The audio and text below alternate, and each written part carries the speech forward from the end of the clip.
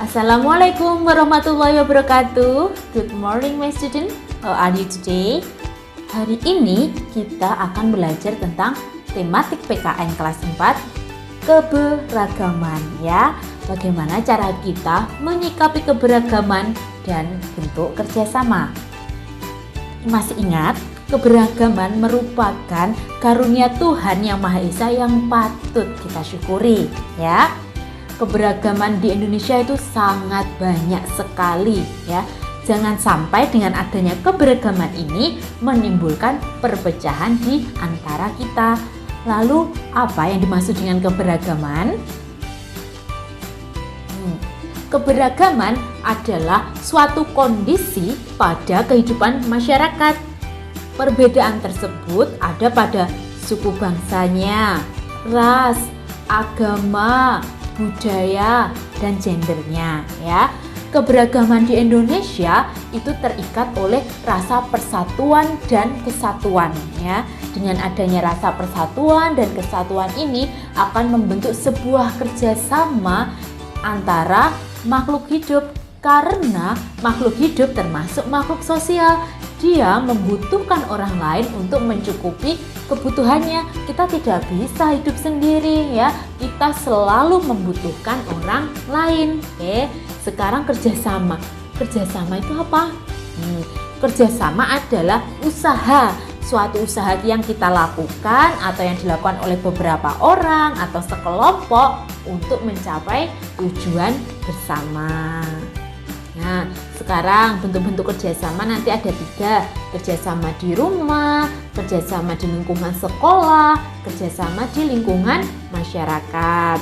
Contoh kerjasama di rumah bentuknya seperti apa? Nah, yang pertama, bersama ayah dan ibu memelihara tanaman di halaman rumah. Ya, siapa yang suka membantu ibunya? Pinter sekali ya. Dengan memelihara tanaman, udara di sekitar rumah menjadi segar, di hati kita merasa nyaman. Jadi untuk belajar pun kita menjadi senang.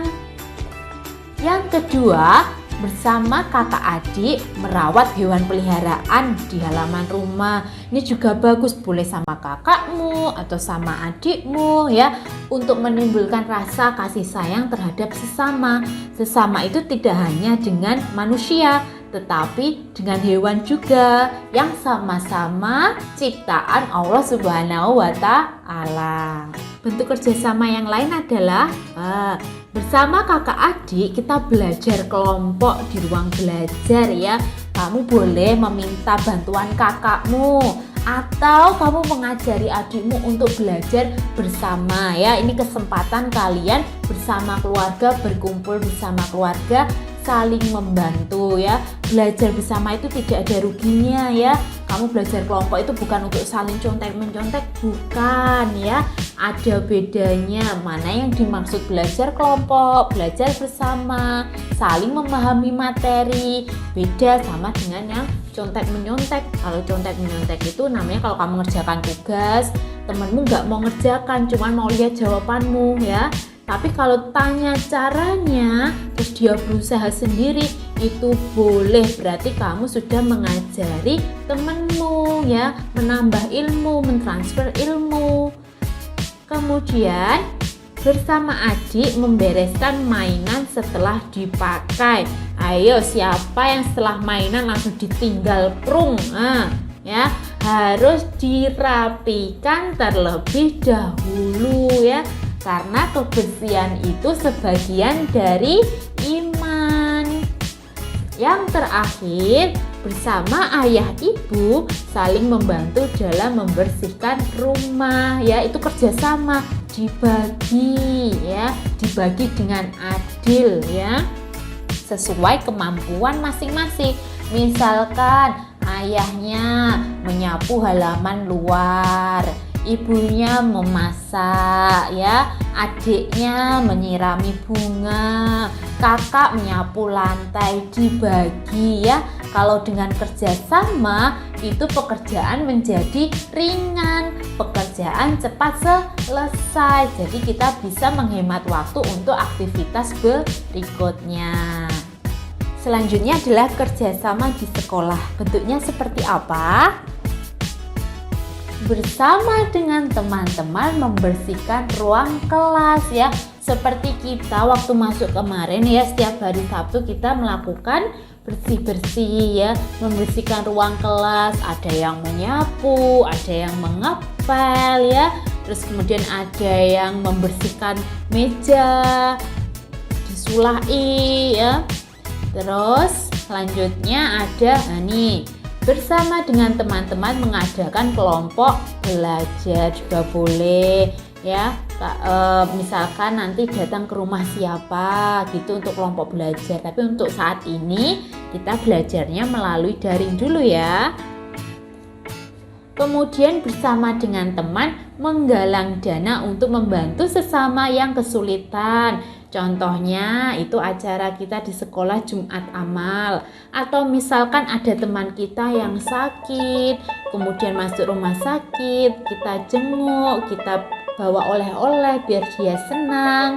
Itu bisa kalian terapkan. Kemudian saling bekerja sama dengan tidak membuang sampah sembarangan ya. Kasihan kalau kamu membuang sampah sembarangan, itu sekolah menjadi kotor.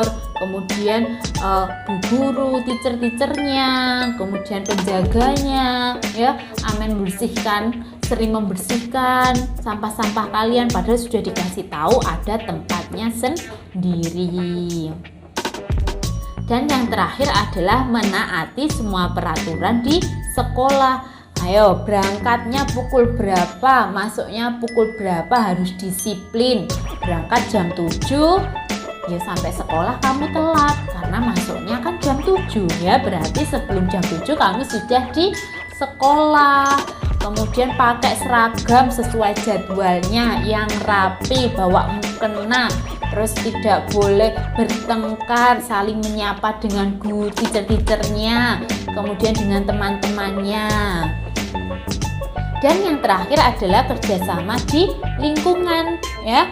Kerjasama di lingkungan itu banyak sekali.